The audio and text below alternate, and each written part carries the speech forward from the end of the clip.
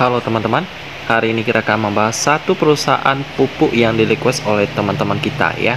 Karena sebelumnya saya ada bahas satu perusahaan pupuk juga, dan ternyata ada teman-teman yang request juga saingan mereka ya, yang juga bergerak di bidang produsen pupuk. Nama perusahaan ini adalah Nusa Palapa Gemilang Tbk dengan kode emiten NPGF ya. Semuanya huruf mati, jadi pengucapannya kita harus sebutkan satu persatu, yaitu NPGF. Kita panggil aja NPGF. Kita mulai dari sejarahnya terlebih dahulu. Perusahaan pupuk yang satu ini, mereka didirikan bisa dibilang masih cukup muda ya. Didirikan pada tahun 2001. Kalau kita lihat di sini sejarah mereka, sejak didirikan pada tahun 2001 sampai sekarang, yang diawali dengan teknologi pan granulation.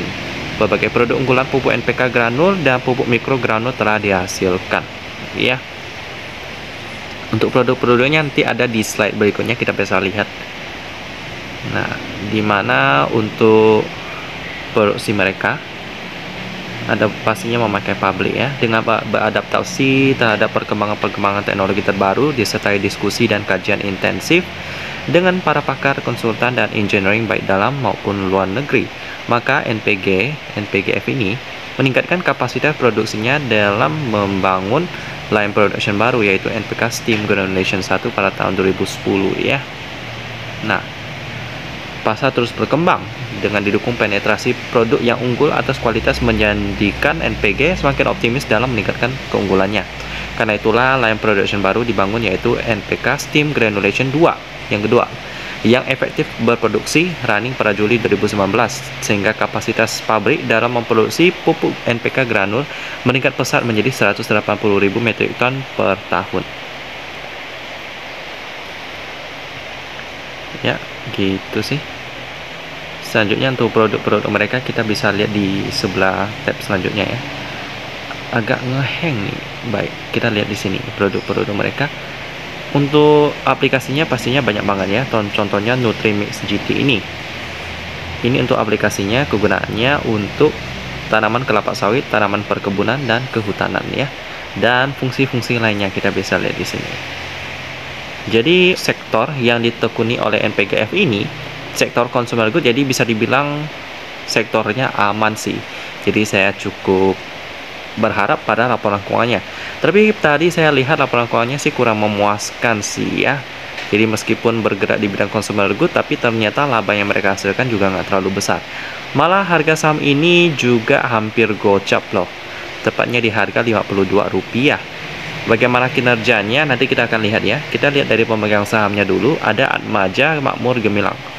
Nggak ada berita negatif dari perusahaan NPGF sih. Jadi kita langsung aja pindah ke PDF dan RT Business untuk melihat laporan keuangan mereka yang sudah update sampai kuartal kedua tahun 2022. Mari kita pindah. Dan beginilah penampakan daripada NPGF ya. Ternyata harga sahamnya Rp53, juga hampir gocap sih. Kita lihat dari pemegang sahamnya terlebih dahulu. Tadi kita sudah bahas Atmaja Makmur Gemilang. Dia memegang sebesar 56%, lalu masyarakat memegang sebesar 20%. Ini masih bagus, masih aman. Lalu selanjutnya kita lihat laporan keuangannya. Dimulai dari net profitnya yang masih minus ya. Kita coba baca di PDF. Untuk membacanya kita lihat dulu mata uang pelaporannya pakai rupiah, lalu pembulatannya dalam satuan, jadi nggak usah dikali lagi sih. Kita masuk ke laporan laba rugi. Lalu kita masuk ke laba rugi yang dapat diatribusikan ke entitas induk atau NPGF, yaitu 2,3 miliar rupiah.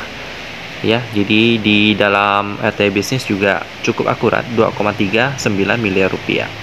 Masih mengalami kerugian, lalu PR-nya pasti minus. Lalu selanjutnya untuk liquidity, kurang hasilnya 118%. Bagus ya. Kita coba cek aset lancar berbanding dengan liabilitas jangka pendek.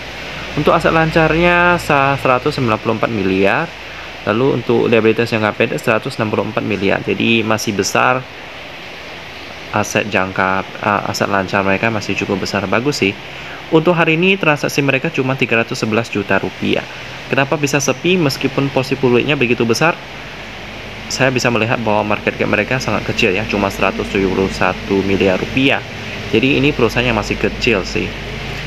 Dan juga masih rugi. Cuman yang bertanya apakah NPGF ini layak untuk investasi? Yap, seperti yang teman-teman lihat ya. Mereka IPO sejak tahun 2021 sih, masih baru-baru. Tapi ternyata dari sisi fundamental masih kurang oke sih ya. Untuk pemegang saham sih masih oke. Cuman dari sisi pair itu masih minus, jadi kurang menarik. Jadi meskipun pemegang sahamnya oke, lalu liquidity juga oke, cuman dari sisi pair kurang menarik. Dan juga ditambah lagi turnovernya yang masih sepi, jadi masih belum menarik bagi saya. Kalau teman-teman tanya apakah ada perusahaan pupuk yang menarik bagi saya sendiri sih masih belum ada ya.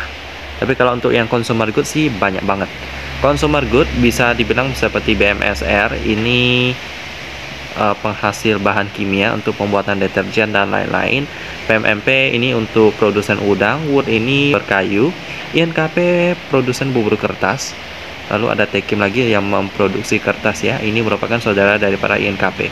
Banyak banget. Kalau teman-teman mau lihat list saya, itu boleh nanti cek di video review saham saya bulan Agustus tahun 2022. Itu lengkap di sana. Ada 21 perusahaan. Meskipun ada sekitar 2 perusahaan yang keluar untuk bulan berjalan ini ya, karena valuasi mereka udah tembus 5 kali pair ke atas. Jadi untuk MPWF masih belum saya okekan untuk menjadi layak investasi. Dan beginilah pembahasan tentang NPGF, produsen pupuk NPK yang baru IPO tahun 2021. Dan kita ketemu lagi di video selanjutnya.